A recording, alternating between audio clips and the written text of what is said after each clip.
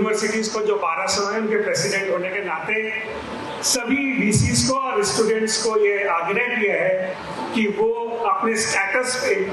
उन हमारे सैनिकों के लिए जय हिंद का स्टेटस थोड़े दिन लगाए रखें। आप लोगों से भी निवेदन करूंगा, आपके पास सबके पास व्हाट्सएप पे स्टेटस है, उस पर जरूर जय हिंद लगाएंगे। मुझे लगता है कि आज जब हमारा दीक्षांत समारोह है, कॉन्वोकेशन है, वैसे तो इस देश में और इस देश की मनीषा में शिक्षा और दीक्षा दो अलग अलग शब्द हैं और हमारी मनीषा में कभी दीक्षांत जैसा शब्द नहीं आया है, क्योंकि दीक्षा का कभी अंत नहीं होता। और लोगों ने बहुत समय तक ये कोशिश करी कि भाई शिक्षा और दीक्षा में क्या अंतर होता है। आप सब लोग अगर गूगल को देखते हैं या गूगल पर टाइप करते हैं तो आप तैत्तिरीय उपनिषद के शिक्षा वल्ली में जाकर देखिएगा,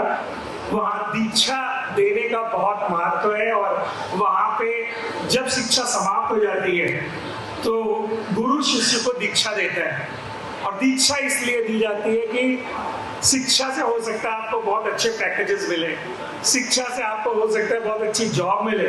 लेकिन दीक्षा से आपको जीवन में रहने की केमिस्ट्री मिलती है। आप जीवन में कैसे जिए वो आपको दीक्षा से पता लगता है।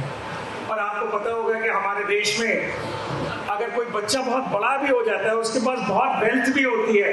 लेकिन वो अगर समाज का ध्यान नहीं रखते और अपने माता पिता का ध्यान नहीं रखता या अपने फ्रेंड्स का ध्यान नहीं रखता, तो लोग बोलचाल की भाषा में कहते हैं कि इनकी शिक्षा दीक्षा अच्छी नहीं हुई है।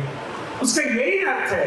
कि आप केवल शिक्षा पैकेजेस के लिए नहीं, स्टार्टअप्स के लिए नहीं, बल्कि समाज में रहने के लिए बहुत आवश्यक है।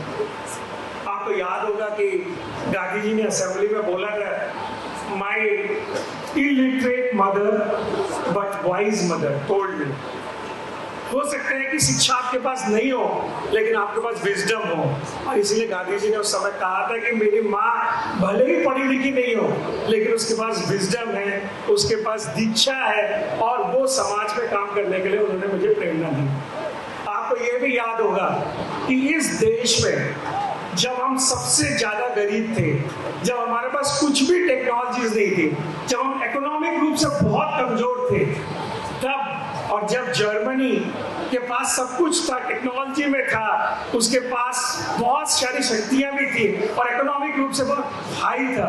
तब भी इस देश ने गांधी दिया। और जर्मनी ने क्या दिया वो आप लोगों को पता होगा। मैं आप लोगों से यही कहना चाहता हूँ कि I want to come back and just tell you कि मैंने गलगोटिया कॉलेज को बहुत पहले से देखा। मैं 6 वर्ष इस यूनिवर्सिटी का वाइस चांसलर रहा और आज जब हमारे प्राइम मिनिस्टर साहब कहते हैं कि 2047 में हमें विकसित होना है, इसका मतलब सबसे इम्पोर्टेंट बात क्या है जो यूनिवर्सिटीज को करनी है। मेरे को अभी अपॉर्चुनिटी मिली, मैंने वर्ल्ड की सभी यूनिवर्सिटीज देखी, आईवी लीग देखा, यूरोप की यूनिवर्सिटीज देखी, आयरलैंड की यूनिवर्सिटीज देखी, ताइवान की यूनिवर्सिटीज देखी, चाइना की भी यूनिवर्सिटीज देखी। और मुझे जो सबसे महत्वपूर्ण बात है वो पीयूष गोयल सर ने भी एक बार कही थी कि हम जो यूनिवर्सिटीज में पढ़ाई कर रहे हैं वो ट्रांसलेशनल होनी चाहिए, उससे प्रोडक्ट मिलना चाहिए, उससे वेल्थ मिलनी चाहिए। आज ये सत्य बात है कि हम चाइना के साथ, हमारी यूथ सबसे बड़ी पावर के साथ खड़ी है, लेकिन आप सबको पता होगा कि चाइना का प्रोडक्शन 28 या 27% के आसपास है और हमारा वर्ल्ड का प्रोडक्शन अभी भी 2 to 3% ही है, और वो यूनिवर्सिटी की लैबोरेटरी से बन सकता है। आज मैं हमेशा कहता हूँ, मैं हर टीचर से कहता हूँ कि अगर टीचर्स ने वैसे ही पढ़ाया जैसे पढ़ा रहे हैं, क्योंकि अब जो भी टीचर्स का काम है वो बहुत सारा काम टेक्नोलॉजीज कर रही हैं, बहुत सारा काम